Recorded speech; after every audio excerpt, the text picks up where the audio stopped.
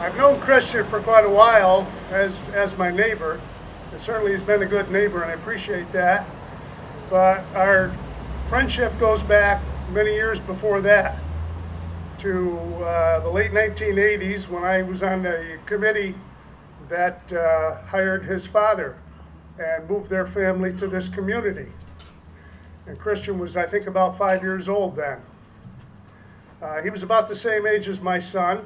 They grew up together, had paper routes together, mowed lawns together, and I was able to observe Christian growing up from a pretty close range. I noticed early on that he had a head for business. Some of you may remember the juggle sticks. One of his early ventures into business, which certainly showed me that he had the gift of salesmanship.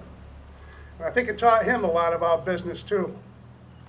We've watched him grow up through the years, get educated, get married, raise a family, start and continue to grow, probably the fastest growing business in Fulton County in many, many years.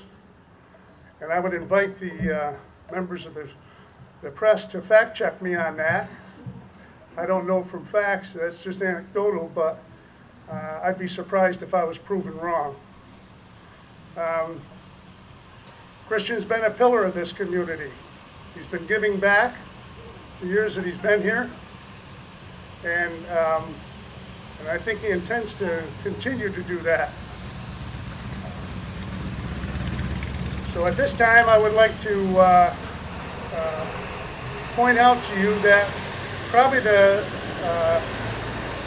greatest thing that I've seen Christian develop over the years as he's become a young man is the thing that you can count on when you send him to Albany, and that is absolute integrity. And he will serve this community and this region with honor and with distinction.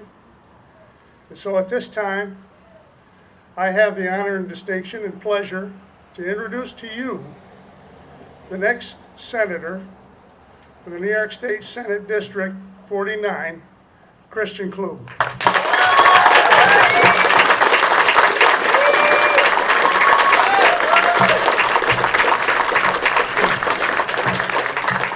Well, thank you, Jim. I appreciate that. You know, there's some moments in life that you never forget.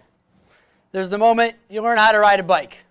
It was right around the corner for me. It was the day we moved to Northville.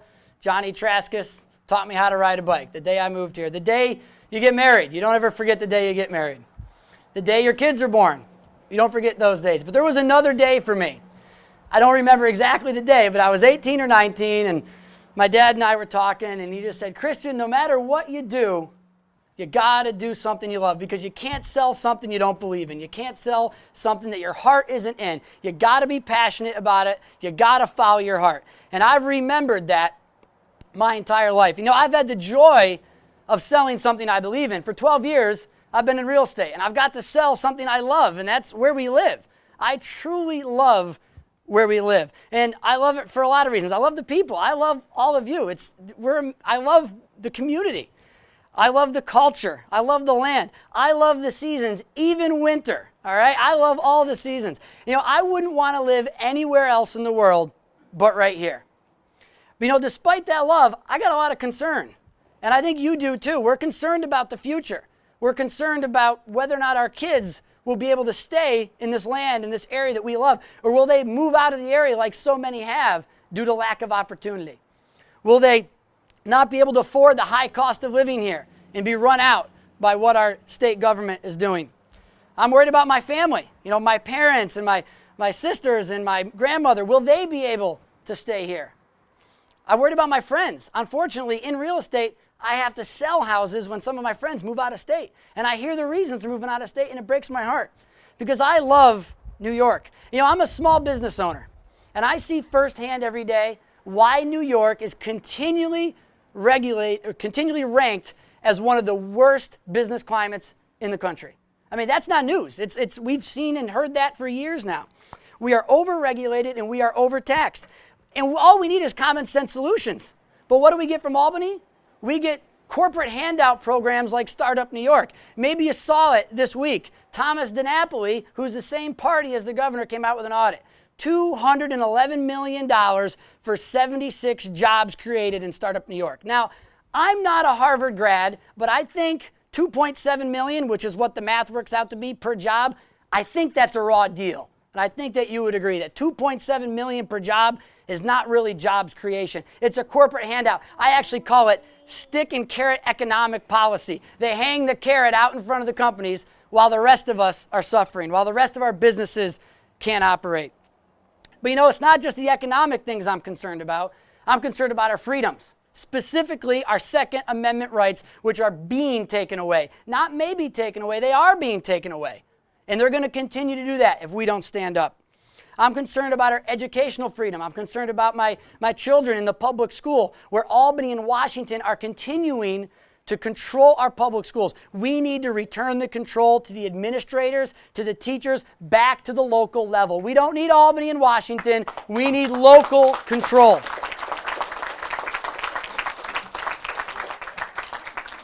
We need to stop burdening our municipalities, our communities with unfunded mandates. Go talk to your community leaders, your supervisors, your mayors.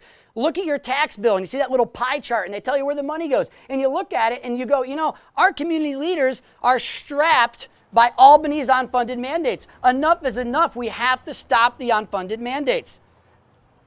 You know, I'm an optimist. People tell me, Christian, you can't do that. You're not going to make a difference. You can't do it. Well, my friends know this about me. My wife knows this about me, and they've actually used it against me. If they want something done, she'll just say, you know, Christian, I bet you can't do that. I got smarter after a couple years, and I realized that Isaiah and, you know, Rob and, you know, my wife, that they were doing that to me. But when someone says you can't do that, when someone says, why bother? I say, you know, that's just not my nature. I'm an optimist. I have to believe that we can make a difference. You know, here's the way I look at it. We can agree that New York is going in the wrong direction, that things are getting worse, not better. And it's been that way almost, I'm pretty sure, my entire life. As long as I've been an adult, that's what I've seen. New York going in the wrong direction. I think we have three options. Number one, we do nothing. We just sit around and we watch New York continue to do this. Number two, we can move.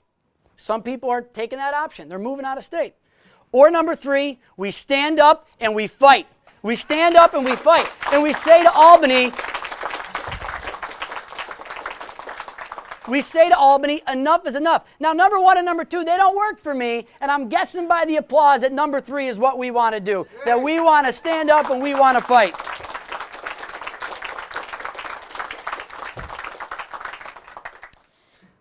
You know, I don't have all the answers. I'm going to say that again for the press. You ready? I don't have all the answers. But you know what? I know who does. You know who that is? That's the people of New York State. We have the answers. All Albany needs to do is listen, but they're not listening to us. That's one of the reasons I'm announcing so early. A couple people have said, Christian, you're out so early. Why are you out so early? You got to wait. And I've said, because there's a lot of people in this district and they need to be listened to because Albany's not listening. So for the next 15 months, you're going to see me out there. And I want to hear your solutions. I want to hear what the things are that are hurting you and that are concerning your families. I'm here to listen. So here's my question to you. We've got these three options. 1, do nothing. 2, move. Or 3, stand up and fight. What one are you? I'm hoping you're number 3 because I'm going to Albany to make a difference and I need your support. I need your help because I can't do it alone.